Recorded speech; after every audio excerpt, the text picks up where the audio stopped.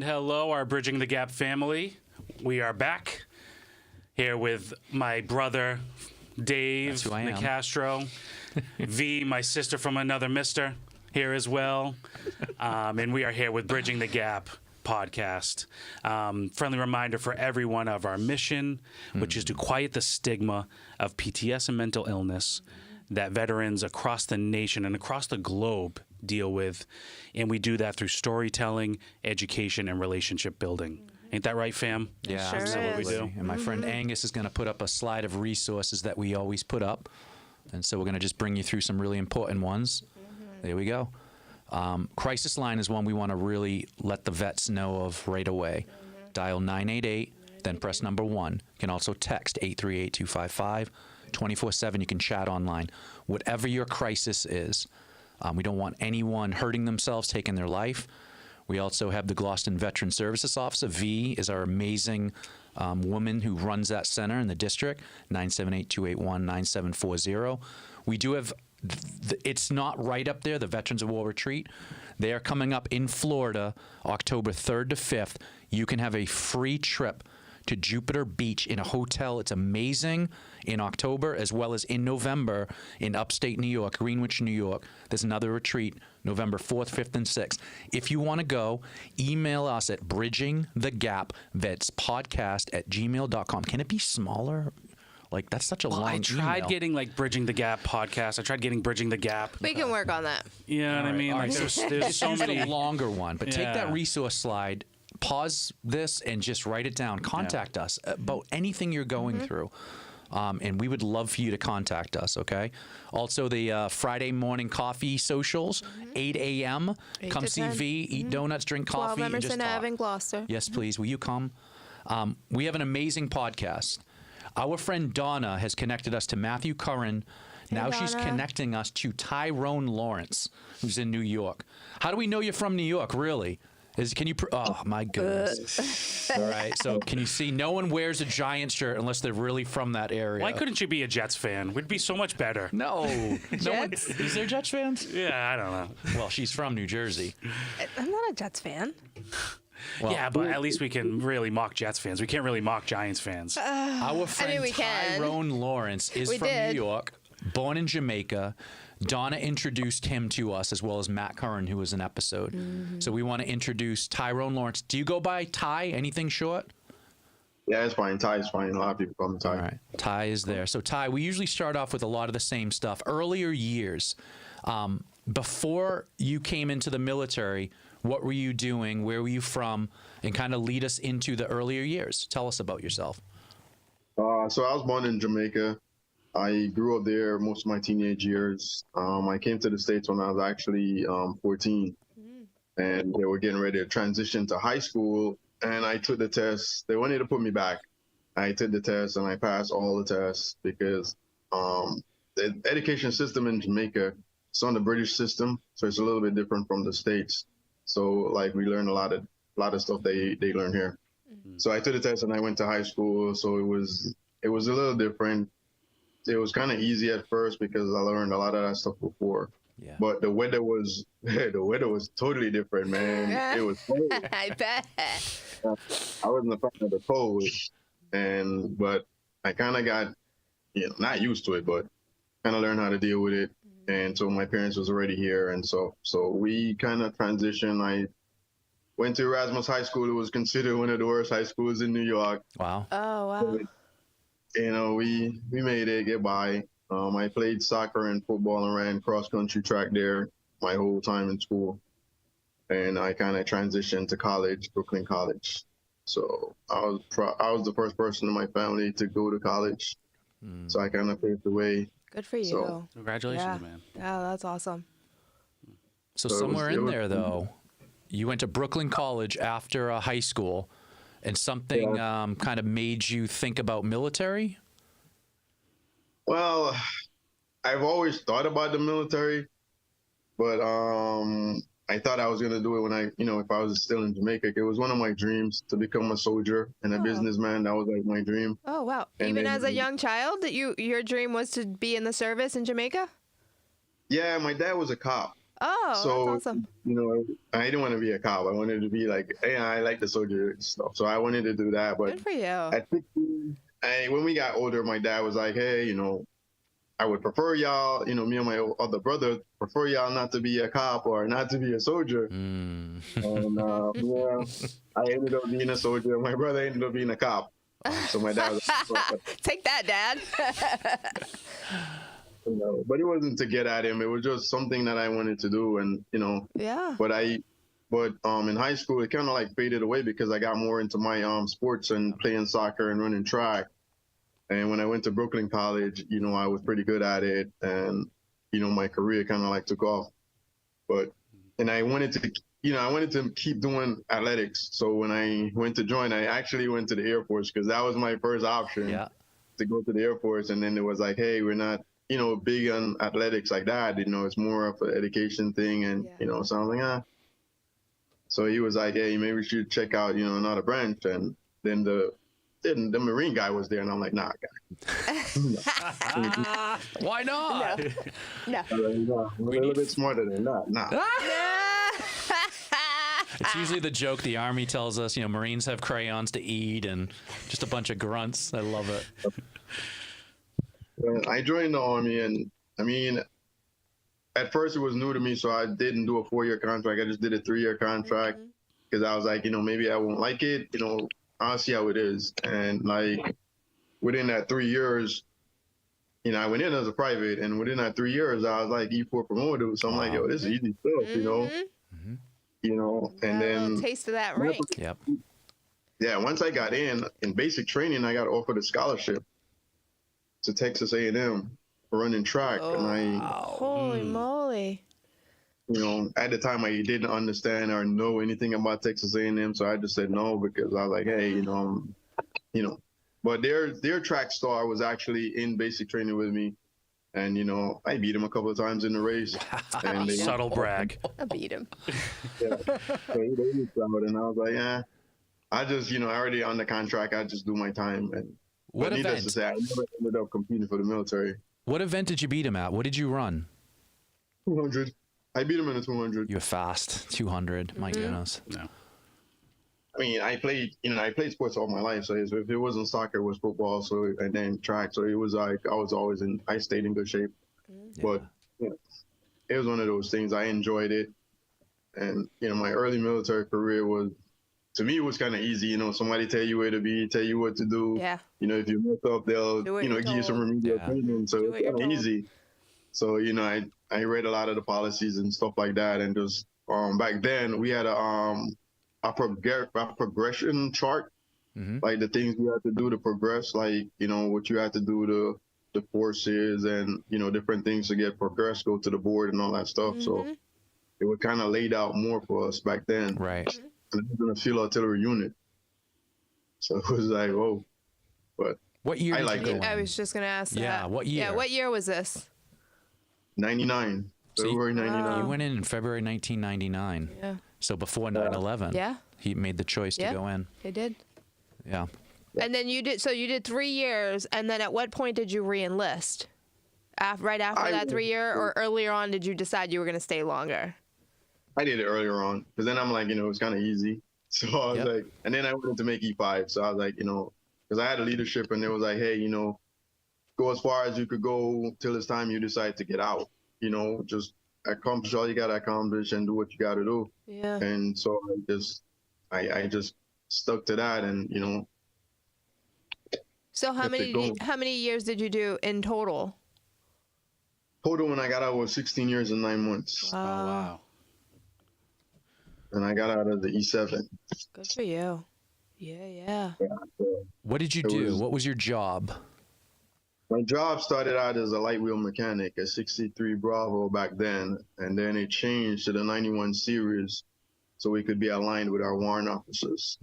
So I was a mechanic, but then once I got in, I realized like there's a vast amount of opportunity and different things to do. So I then went on to become an instructor. I was an instructor for the tow hoser guns, the 777. And then after that, I did that for a while. It was a lot of traveling and going different places. It was cool. Is it artillery? artillery is what am I saying? Artillery. Artillery. Why can't I say that? Artillery. Was that artillery? You were an artillery instructor? Yes, for the 777. The 777 was the 400. The gold Hauser was a big gun. Yeah. Yeah, I would say. So we learned that, and we would go to different places and teach them how to do the maintenance and stuff like that on the gun. So it was fun. But then after that, I kind of came back, became a platoon sergeant, motor sergeant, and I did that for a while. And then the opportunity came up for me to be a SARC at the time, the sexual assault coordinator. And so I took that. It was new at the time, so I went on to do that. Andrew, any Pretty questions? extensive. What does SARC stand for? I have no idea what that means. I thought it was like sexual assault harassment coordinator. Yep. Okay. It's changed along the way. So I don't know. It changed a little bit, so it's modified now. I don't remember exactly what it is right now, but it changed.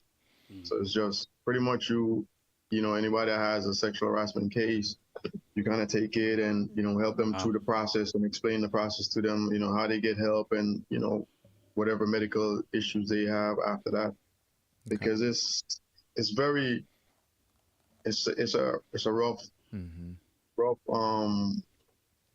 I don't know if you want to say, it's a life-changing experience. Yeah. I could say that, for the people that it happened to and how they have to deal with it, how they deal with it after, and, the during process.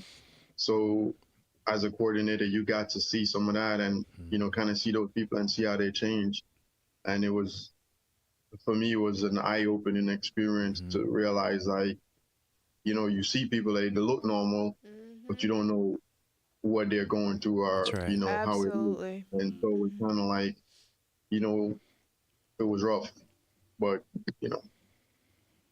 But you were helping. Yeah. But you were helping the cause dramatically. Yeah. Wow. So, Ty, in 1999, you joined. 2002 was kind of that 3-year contract. Somewhere in there, you decided to go long-term because it was easy. Where were you during 9/11, and how did that change your perspective of being in the military? So 9/11, I was actually at Fort Sill, and we was in PLDC, and remember we just took a test, and then they came in and they said, hey, we need everybody from New York, to come with us. And we got up and they took us in this room and they said, hey, sit down. But the look and the demeanor of the cadres that walked in, we could tell that, something, wasn't right.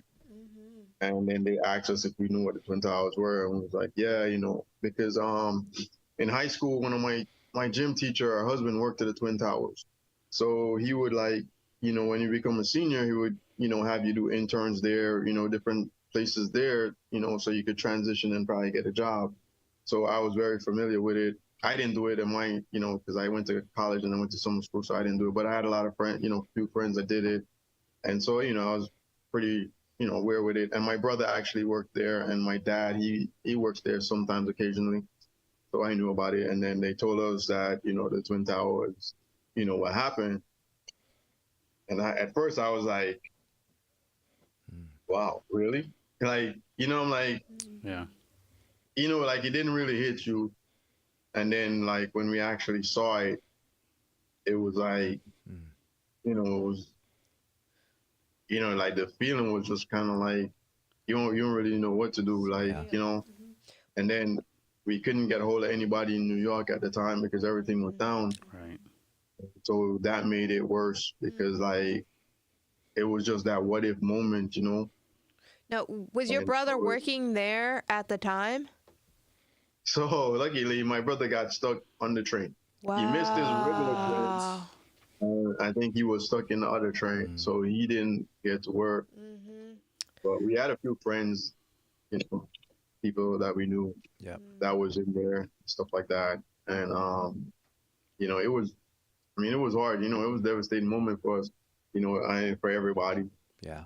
But it changed the course of a lot of things because that day, I think it was that afternoon, they put it out that some people from some of the units, even though we were in school, it was like, hey, just, kind of keep your bags packed because, some people might have to leave. Right. But so it was, it's one of those things. Cadre was like, this is why we do what we do to try to prevent stuff from like this happening. But unfortunately, we put up a system and people try to figure out how to go around the system. So this is why our job is really important. Right.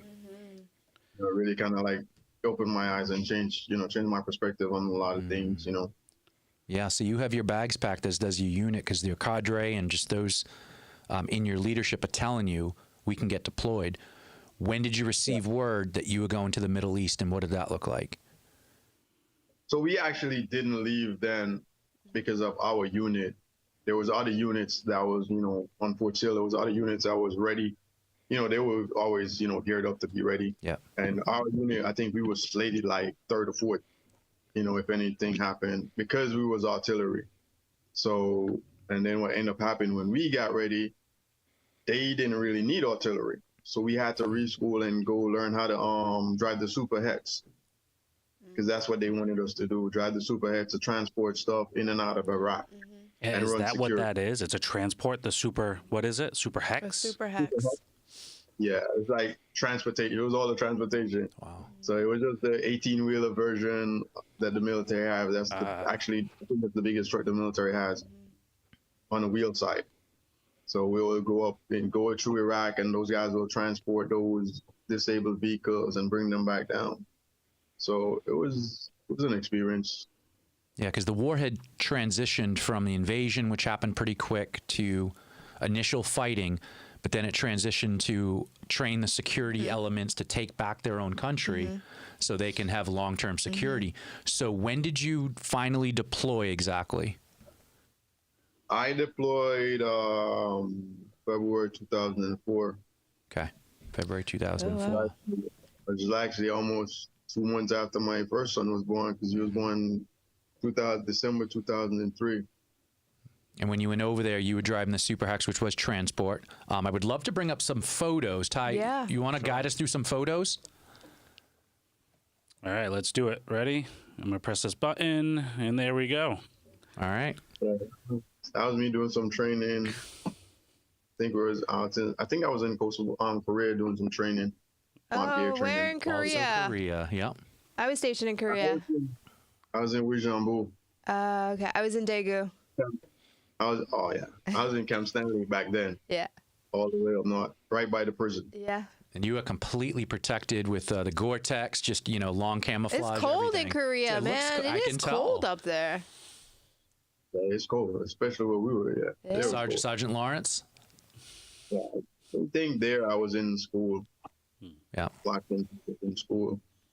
And here I was at home getting ready to go to the ball. Oh, yeah. Yeah, I was getting ready to go to that. That's one of the next fun things, going to the ball just to, socialize. Yeah. That's right. I think with the big military. I love the this photos. cutie? So that was actually my youngest son, Trayvon. That's the first time I met him after coming back from Afghanistan. He was already like 8 months. Wow. I got deployed in January 7th. I got deployed. Yeah. Yep.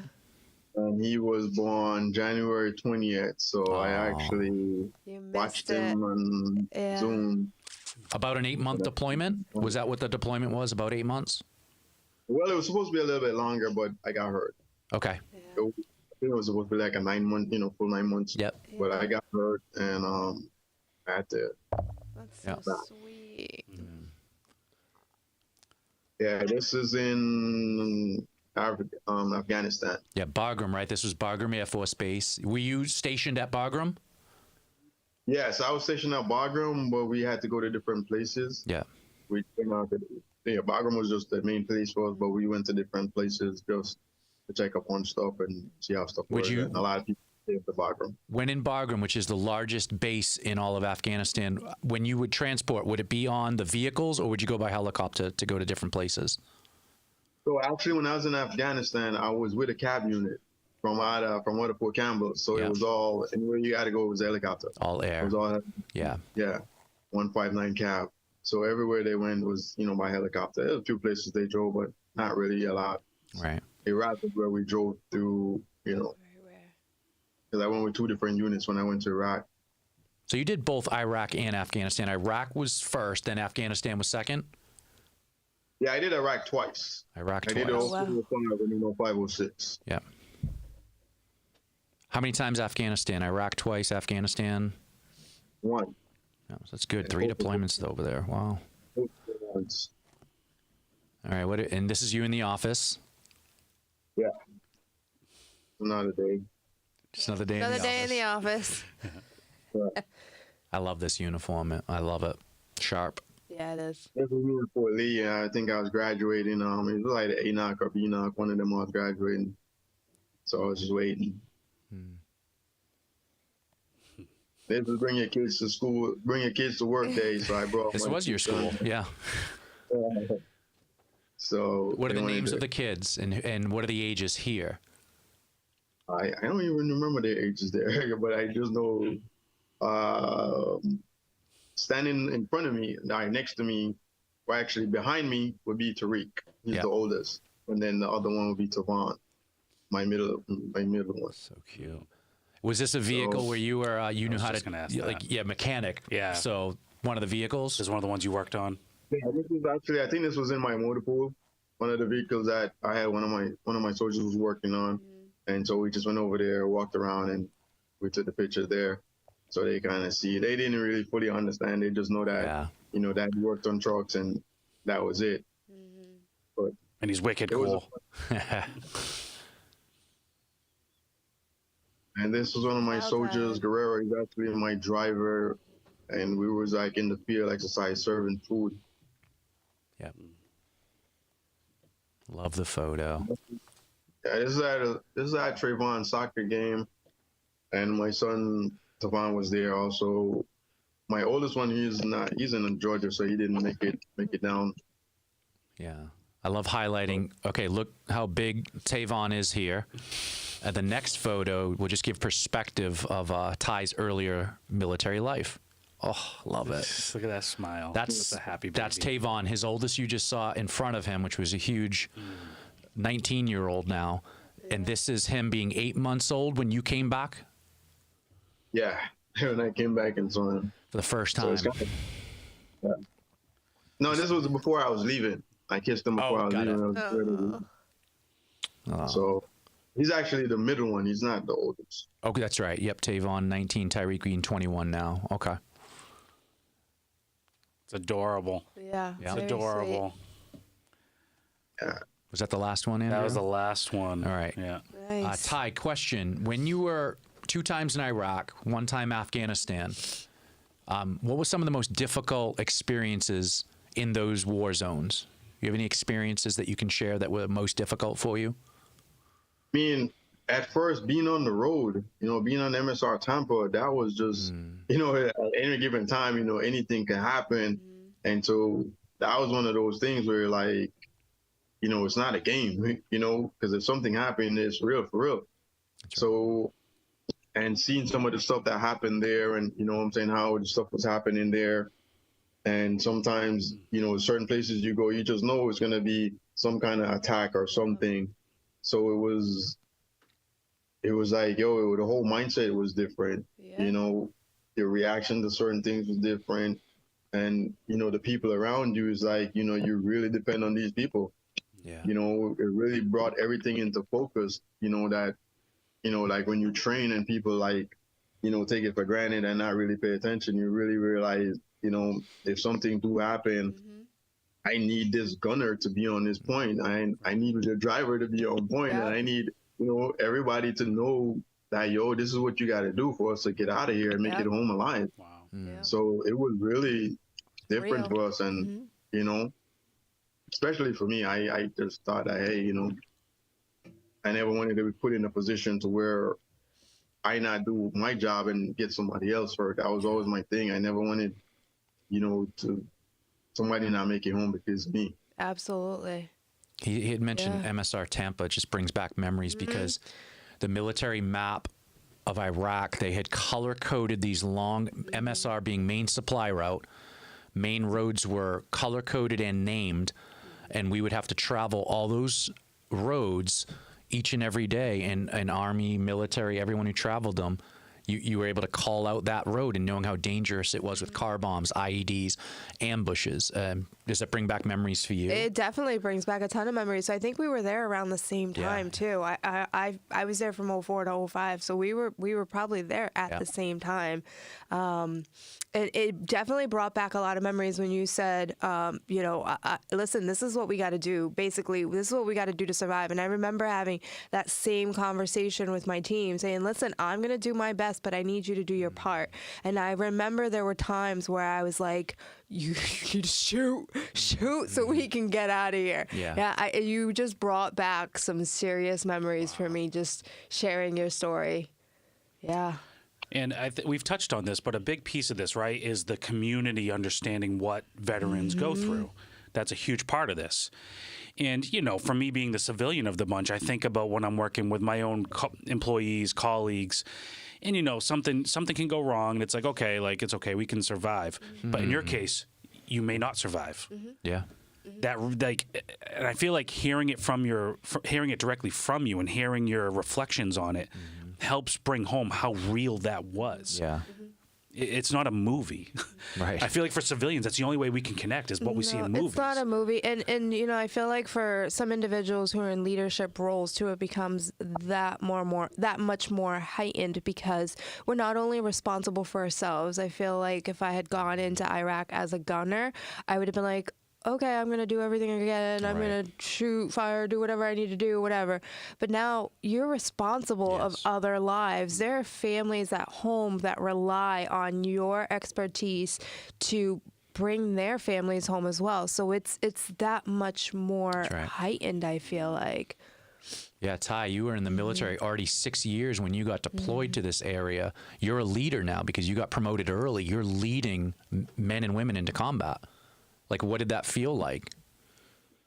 I mean, it's one of those things like, you're a young junior leader, you know what I'm saying? And you lean towards these senior leaders and you kind of like, pick the ones that you think are like, I'm saying, great. And those are the ones you learn from. And, those are the ones you want to right with. And those are the ones, you want to go in convoy with these guys because, these guys, they're about safety and they're about teaching you like this is what you got to do. You're like you got to make sure when you enter a new zone you're calling the sheriff, you're letting them know that hey, we're coming into your zone in your area, and these were the guys like I kind of like gravitated to, like like if there's a convoy and these guys are going, I want to go with those guys because those guys are about they don't want to get in a conflict. They don't want to shoot out, but if it comes, they are already ready and prepared to they can be responsive. And because of the person who they are, everybody's more in tune. They're not the aggressive leader. They're not the one that's trying to micromanage. These are the guys that relate to you and be like, hey, I'm in a leadership position, because I got there. But what I'm saying, you could get there too, and they'll teach you along the way. So these were the guys that you didn't mind going out with because they're number one pride. They're like that. They're like, and the females are like your mom and your dad. They want to make sure that you come back home. So, having leaders like those is so easy because it's kind of like this is home away from home, even though at any given time anything could happen. Makes all the difference. But it's different, and they always be like, hey, always make sure, I had good leaders. It was like, always make sure your family at home is taken care of. Every chance you get, you need to talk to them because if your family, if there's something going on back at home, then I'm not going to have you 100%. All here. At that given time, that simple thought of something else on the road could cause, somebody to get hurt. That second of distraction. So that was one of the things, some of the leaders, that I kind of gravitated to and like, yeah, this is the guy right here. This is, the female right here. And those are the leadership that kind of made it, easier for us. They were human. Yeah. They were human. And I looked at it like that, like they hurt like we hurt. They try not to show you the hurt in front of, but they were human. And they explained that. And then you kind of be like, yo, they're just like us. Yeah. Yeah. What was the difference between the two trips to Iraq? Any noticeable differences in what you did and where you went? The difference was the first time I went with an MI unit, 101 MI out of Germany. We were 1 ID. You know what I'm saying? And if you know 1 ID, they're considered to be elite. the way they train, the way they do their operations. They're one of the best out there. 190, the big red one. Yeah. And a lot of people, know that. So with that, we were MI. So a lot of the stuff that they did was like, going to gather intelligence and stuff like that, because they had interpreters and they had interrogators and stuff like that. So it was, you be in the village and they talk to people. And, if you go with them, you're pulling like security, with those guys, tag along with them, or you tag along as a mechanic and stuff like that. And you just learn. And it was a good group of guys, man. Like, man, those guys were great, and, they were great. And we learned a lot from them. And, but it was totally different because, they were in and out of Iraq too, but their mission was different. It was mostly gather intelligence and do stuff like that. And then we had the UAV that was attached to us. So if anything ever happened with them, our unit was the one that went and got them and, worked with them and understand the UAV concept and see how important back then the UAV was, because it was like introductory back then. So you see what they did, especially in Iraq. Right. And in time when I went with a field artillery unit. They were, they were MLSR. They were rocket shooters, but they had to be converted to truck drivers because that was the need for that unit. So we all had to learn how to drive the superheads, which was the 18-wheeler version of the military. And they were transporting stuff from, all through Iraq. Anything got disabled or units that's coming in that need to go up north or wherever they need to go, they were doing a transport back and forth and running security. So it was, you saw it from one aspect of being on the road, in Tampa, and then you saw it from another aspect of actually going in the little villages and, they meeting with the sheiks and stuff like that. So, on both ends it was danger, but, it's two different things. Right.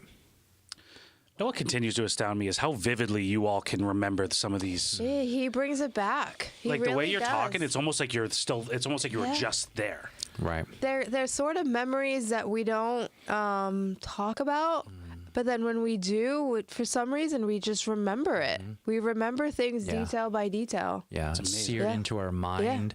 Yeah. I get right. He's saying the story, and I'm placing myself in it. Yeah, that's how we do it. We just. It's, again, why so many veterans, when triggered or when they finally are processing, are struggling with nightmares, vivid memories, flashbacks, because it's trying to come out. Like, we can talk about it. We've done work in healing on ourselves to where we can talk about it because we know it's helpful. Right. It's helping me hear him tell the story in such detail. I'm visualizing the country and the roads and the color code and exactly what he's saying. The change in mission from different organizations. Yes. You wore many hats. You had many specialties, Ty. And to see the mission change from invasion to, okay, now we need to train them to take this, like yours, to train them to take Mine the country was to back. train them. To bring supplies all around the country. This is what was occurring. It was adapting. And he's bringing that right out in vivid memory. It's unbelievable. Yeah. How did it change to Afghanistan? Because you were with First Cav now. Afghanistan, I was with a Cav unit, so they fly everywhere. So it was different. You know what I'm saying? Because I'm used to being on the ground. Yeah. So not still being a target, but I'm like, man, in the air. So it is those different. Those guys, they were different, man. The culture was different, because they're all pilots and, majority pilots and stuff like that. And they're mechanics and stuff like that. So you get to see these guys and you get to understand, like, we're all in the Army, but like different organizations, you go to different units. It's just, the culture is just different. Yep. Like, man, like, it was just, they were like happy-go-lucky guys. Some of them, most of them, they fly everywhere. So it was not a big deal, but, they're mechanics. When you talk to them, you realize, like, it's serious, because if something goes wrong in a helicopter, the joker's going to fall. Right. So it's like, man, so you get to learn. And like for me, because being a mechanic with my MOS, I could go to any unit. And I think that was one of the reasons why I never changed my MOS, because I've been to different kind of unit. I've been to maintenance unit in Korea. Yeah. I've been to field artillery unit, been to the MI unit, and here I was in the cab unit. So it was like, man, the culture is just so different. Every But unit, every change was a new challenge, a Yeah. different challenge, so you didn't get tired of the repetitiveness. Yeah. yeah, That adventure of the military, just your change, you had to adapt as a soldier, as a leader everywhere you went.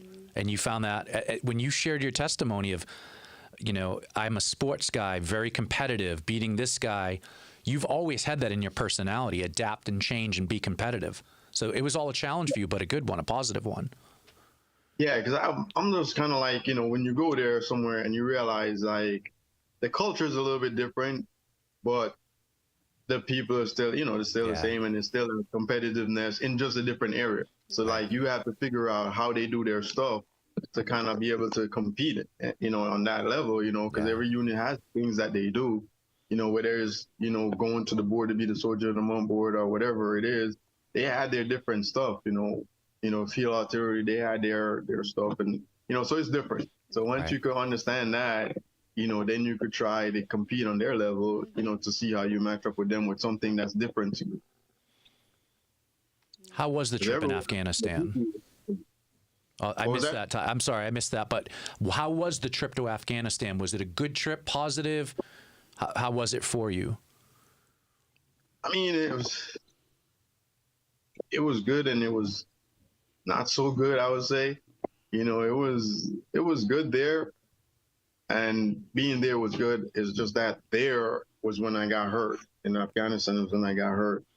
And I mean, me getting hurt back then, I thought it was like the worst thing that could ever happen to me, because I got hurt with something there I couldn't control.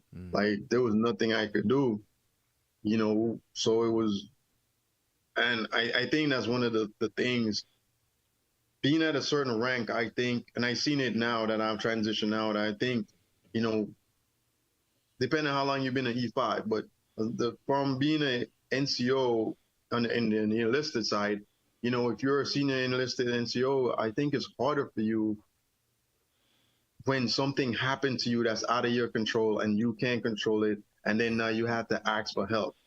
Because at that point, as even the E5, some E5s, as long as they've been there in the leadership position, you're the one doing the helping. You're the one making sure the soldiers are okay. You're the one looking out for them. So when it's time for you to get help, it's hard for you to kind of ask for help, Yeah. When I got hurt, I had to accept that, like, there are just things that I can't do anymore. You know what I'm saying? There's things that I need help with. And I think that was one of the hardest parts for me, because I was like, man, I got to depend on somebody else. Right. And you did 16 years and 9 months. So that means you were medically retired? Yes. Yeah. I got hurt in Afghanistan. They found out I had I took a PT test. I was having chest problems when I went there, and they were saying it was the dust and the asthma. But I was still playing indoor soccer. I was working out, and I was having random times like shortness of breath. And I was like, okay, fine. I kind of like dealt with it. And then one day I was taking a PT test, and my chest started hurting, and I kind of slowed down. And my boss came, and he was like, my first one came, he was like, hey, what's going on? You got to finish the run. I said, yeah, I was really slow. And I was like, hey, man, I can't breathe. And he was like, what you mean? And I'm like, I can't, it's like I'm inhaling, but it's like it's not going down. And he was like, just try to finish. And I got to the finish line, and I just collapsed. Wow. Is that the military way? Kind of just grind finish. it out. Grind it out. Wow. Weakness if you quit. Just finish. Yeah. We understand that culture. Yeah, at that point, no one knew what was going on. It was just like, hey, maybe you were hyperventilating or whatever, but, it wasn't until after I passed out and they figured out what was wrong. Then at the time, I didn't even realize the seriousness of of what it was, because I've been hurt before and I bounced back. Yeah. But this time, my boss was there when they came in and they gave us the diagnosis, and he was a combat medic, and he just started, like, he was losing it. And I'm like, what the hell? Like, it was that serious, like, what was going on? But I didn't understand what it was. And then when they kind of like explained it to me, I'm like, okay, well, I'm saying, it's not, to me, I didn't think it was like life threatening or whatever the case may be. But it was actually really serious. And that's a common thread we hear quite a bit, right? Is that once there's this change where you have to ask for help, especially with the military, right? That's a hard hurdle to jump for a lot of military members. That's a common thread I've heard as a part of this. I think it really does go to show that we are, at the end of the day, human. I think people just assume that because we're soldiers, we're trained to be machines, that we are machines, but there are times where the inevitable would happen, especially if you overexert your body to the point, where we don't want to face the reality that we can't do something. We continue to do it until we can't do it anymore. And it goes to show how we are humans and things do happen to us as well. And Ty's testimony of from a young age within the military being promoted, you heard him, it's easy to becoming a leader and leading people in combat for so long. He got so used to just grinding out the hurt, it got better, that finally now he's saying, I have to ask for help.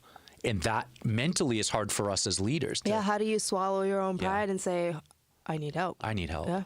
And who's there to help us? Right. And they discharged you.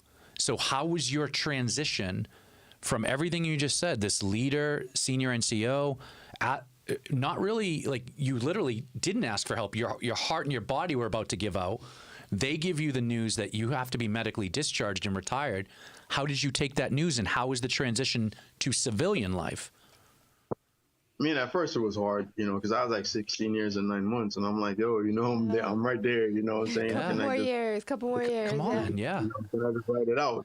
And they was like, nah, due to the severity of your injuries, you can't write it out because it's a high risk, and we don't know what caused it. And that was the thing, they didn't know what caused it, so they were kind of like, nah, it's kind of like it's a risk. And so I'm like, that, I think with that, and that my military career was ending after 16 years, because after 16 years, that's what and it was coming to an end. But while I was in, I did a lot of schooling, and I did a lot of stuff to kind of like, because I knew one day it had to end, right? But I just didn't know it wasn't going to end on my terms. But I did a lot of schooling, and I did a lot of, being a mechanic, I did some certifications and stuff like that, that along the way that probably would help me out. But when reality hit and it set in, like, I was depressed, you know what I'm saying? And like, honestly, I never really faced depression before because, I've always played sports and I've always had an outlet, so, but this time when it hit, the resources that I knew myself, I couldn't use them. Wow. So it was like, I was in a whole new world and I was by myself, and like, I still had to make the day-to-day life, what I'm saying? So it was hard. It was kind of like, when I look back of it, I was just kind of like just drifting back then, just like a core of who I was, because I didn't understand like and depression is just, that's just what it is, depression, you know what I'm saying? I didn't really fully understand it, and I didn't know how to deal with it because I've never been in that situation. Like if I ever got, sad before, I played sports, and, that was my outlet, play sports, watch cartoons, and, that was my thing. But this thing was just different. And then, with the nightmares and all this other stuff, it was just kind of like, at a point it got too much, and I was like, man, I think I need something, and that's when I asked for help, not so much ask for help. I just be like, hey, I'm going through this and I don't know what to do. And, it was my way of asking for help. And somebody was like, hey, you should try yoga and you should try this and, try different things. And I was like, and so I tried a few things. I'm sorry to interrupt. Who did you ask for help? Who did you finally open up to? Well, at first I kind of went to one of my friends and I said, hey, I don't know how to do this. And he was like, bro, you probably need to talk to the chaplain or somebody because. Was he a military friend? Yeah. Okay. Because I, what I'm saying? And then I was in the transitioning unit. I think it was like Wounded Warrior transitioning unit at the time. And so they had like therapists and stuff like there to like, kind of like, hey, this is not a regular unit. This unit is to kind of help you transition. Wow. And then you had different courses. So I started seeing a therapist and they was like, hey, I still didn't ask for help. I just kind of told them what was going on. Yeah. And then, they figured it out, and kind of like, hey, you need to talk to this person. You need to try this.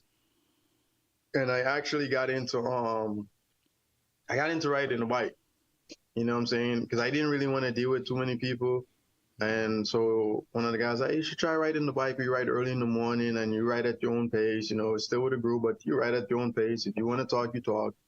And so I went and I told him I can't really ride a regular bike because of, my injury and my back. And he's like, oh, no problem. I thought I was getting out of it, because I didn't want to be around all these people. And he's like, no, we got a bike for you. We got a bike for you. And I'm like, oh, here we go. And then he brought out this bike, and it was a recumbent. I don't know if you know what a recumbent is.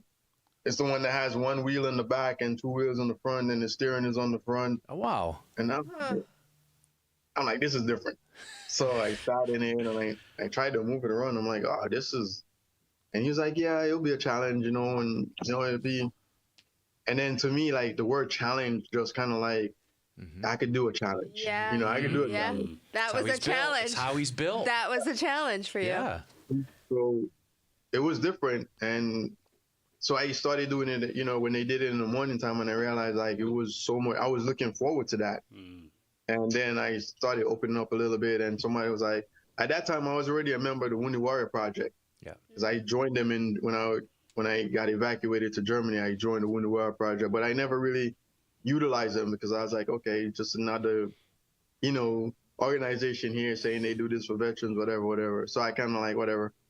But then somebody was like, hey, the Wounded Warrior Project, they do a bike ride. You should check it out. And so the more I started socializing with people that was in the stuff that I was in, I started to realize, like, there's other people going through what I'm going through. And because we're all veterans, we kind of like feel more comfy sharing with each other. Wow. Yeah. And from one thing led to another, and I got caught up with the Wounded Warrior Project. I actually did a soldier ride with them. They got veterans from all over to do a soldier ride. And we got there, and it was just, we started talking, and it was just became a big networking thing. Like, everybody was sharing, like, what resources they used to get them out of this and, help them along the way. And there was people there with service dogs, and it was people there, amputees, there'll be amputees, and, people in wheelchair. And, and that kind of helped me because I was like, wow, I'm struggling with what I'm struggling with, but these people are struggling and they have less than what I have. And, they're making it, you know what I'm saying? Yeah.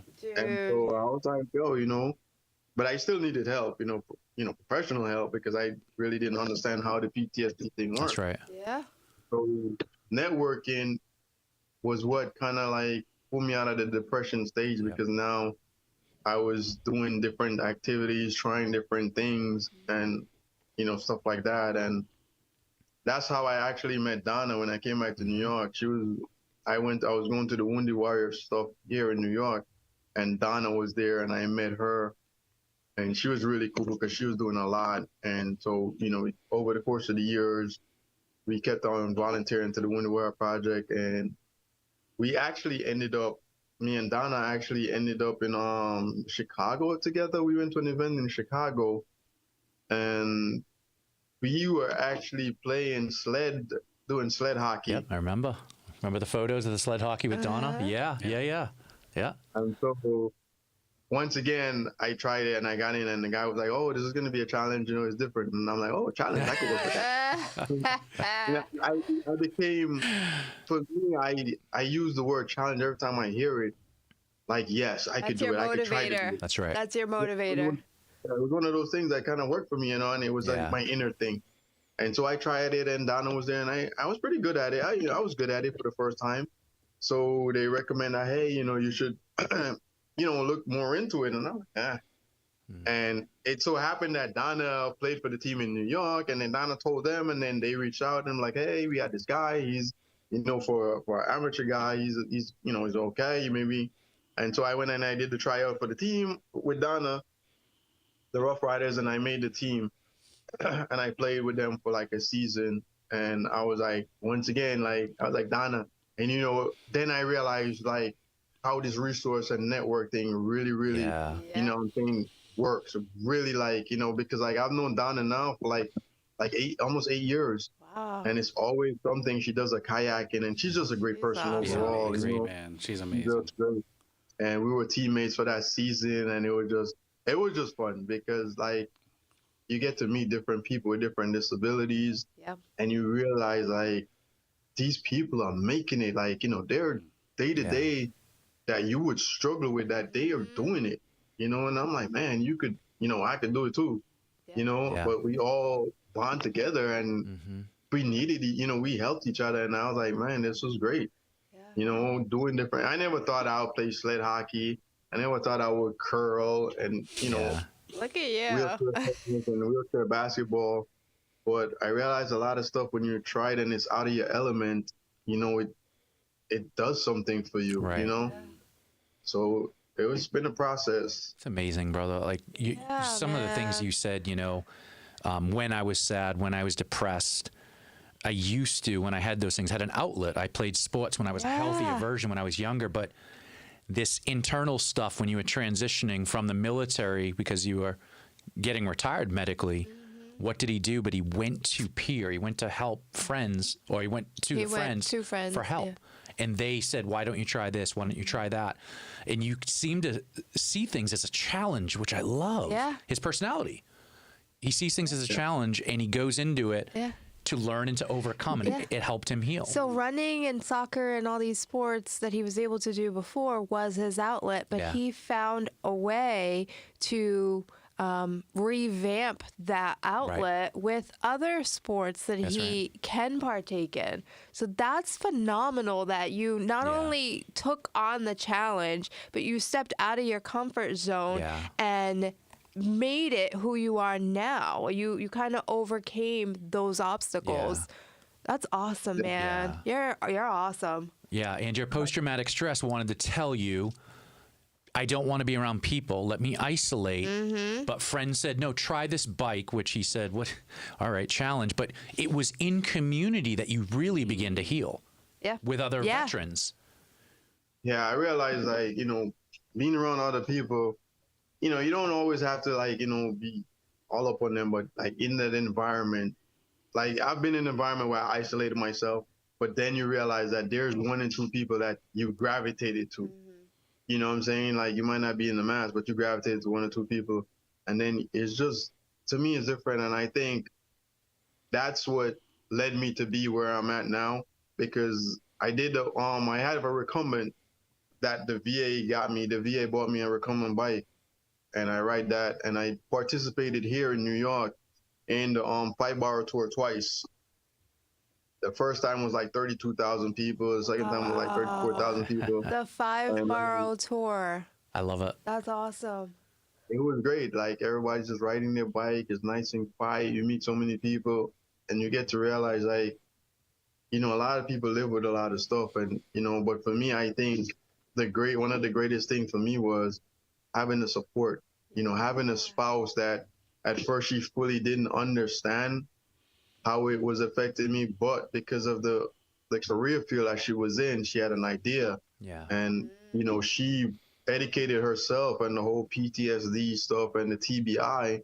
And then, so she was better geared to help me and understand, like, like there was times I got just frustrated playing the video game or just playing stuff with my kids. And she'd be like, hey, maybe you want to go walk the dog or something, just, Right. So it's the understanding and the support of the people that surround you.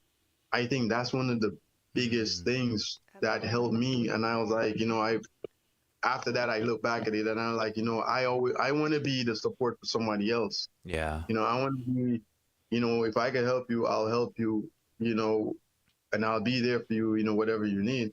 And because of that, I stuck with the Wounded Warrior Project and volunteered, and the opportunity came up for me to be a group leader, and I jumped on it. So I'm actually one of the Wounded Warrior Project group leader here for New York City, along with my partner Norma Davis. And we run the group here in New York.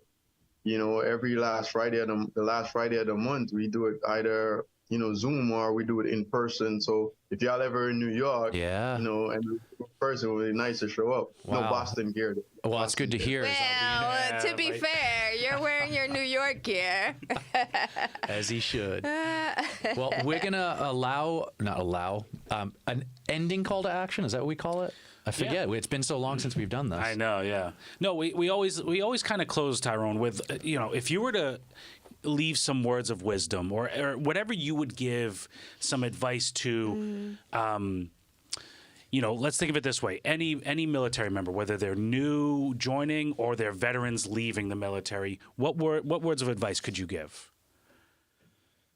I mean, pride and emotion don't pay bills, man. Just be open, be humble, and be willing to accept help and be willing to ask for help, because internal PTSD will destroy us all. And you have to be there for each other. Like, I think the biggest thing is, because I had a traumatic experience before, with a soldier, and I think the biggest thing is just call, just say hi, just reach out to somebody, because not trying to. I know y'all about to end, but I had a soldier one time and I was calling, and he was answering, and I kept on calling. It's not like him not to answer. And so he finally answered, and I'm like, hey, how you doing? He's like, I'm okay. But he was all monotone, and I'm like, what you doing? And he's like, I'm about to kill myself. Oh my gosh.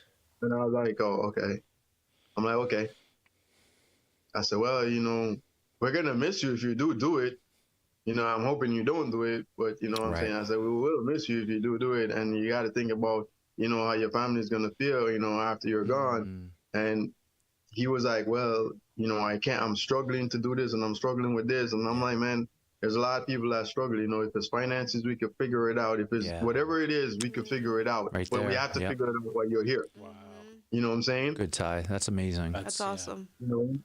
He came down, he didn't do it, he didn't do it, and he came down, and he actually went on to be a good soldier and a good leader, and I went to his events and stuff like that, and he always say thank you, and I'm like, I say thank you, I say, yeah, you're welcome, but it wasn't, what I'm saying, you just gotta remember, just be there for people, man, right. And if you know your audience, if you know somebody's not like that when you call them, and something's probably wrong, then, you just keep reaching out, but I think that's what we lack. Like now, especially now where everything is social media, right? We lack that, touching bases with people, going out and just having like, hey, let's just meet up, So I would say just be open, man, be humble, and be willing to accept help and willing to help somebody else, because the PTSD and TBI stuff, it hurts. No joke, right? That's right. Right.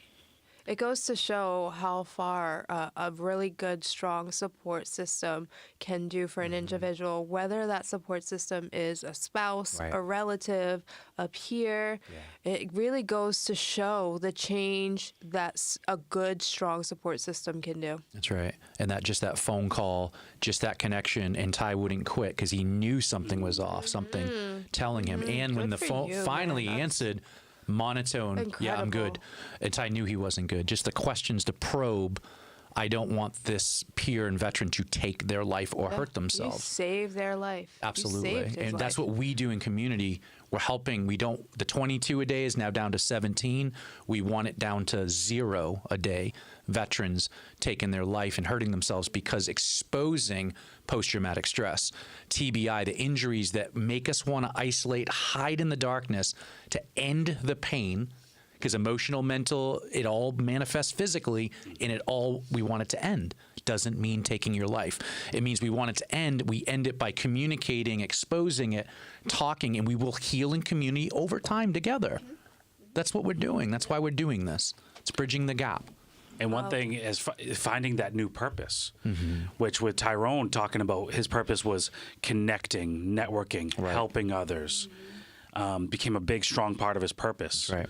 And I feel like with a lot of military, we've heard they come home with like, well, what's my purpose now? Yeah. Well, connecting with their fellow veterans, because something really special happens when you all connect. That's right. Aw, love you Oh, guys. look at Love that look you Ty. guys just did. It's like just the connection. Yeah, just the seriously. language, Yeah, man. Seriously. kudos, Tyrone. I gotta give extra kudos to your wife too, man, Yeah. for not letting you give it up, to recognizing some of those telltale signs where you lash out at your computer game or you get a little extra loud with your kids or whatever. Kudos to her for just saying, go for a walk or go do something, go separate yourself from whatever this is, and come back. And we'll talk. That's right. That's That's incredible. why I think it, for me, it was good because I had a support channel. My best friend, she's a veteran also. But then I think, with me, I struggle. I still struggle. And I think that what about those people that don't have that support? You're right. You know what I'm saying? Like, how much more harder it is for them. Yeah, you're right. That's right. And that's just where, like you say, bridging the gap. Those are the ones that we really need to find and be like, hey, we're here for you. We're here. Yeah. That's right. And it highlights the resource slide that we had at the beginning. There is a crisis line. You now have a friend in Ty who's connected to the Wounded Warrior Project. Contact us at bridgingthegapvetspodcast@gmail.com. If you're ever in the New York area and want to connect to Ty and the Wounded Warrior Project, you now have another resource. Contact V at the Veteran Service Officer. Contact us. We will connect you to the Veteran of War Retreat Centers. Veterans, you can have help. Choose to stay in this game with this family, and we will heal together in community. And we can just keep doing this. We got to keep doing this right here. Yeah. Ty, thank you so much, brother. Thank you, man. Thank Your you so story's much. incredible. Appreciate it. Yeah, thank you. Thank you. And on that note, we'll see everyone next month. Yeah. Next month. Thank you all. Appreciate it. Later, brother. Bye, Ty. We're doing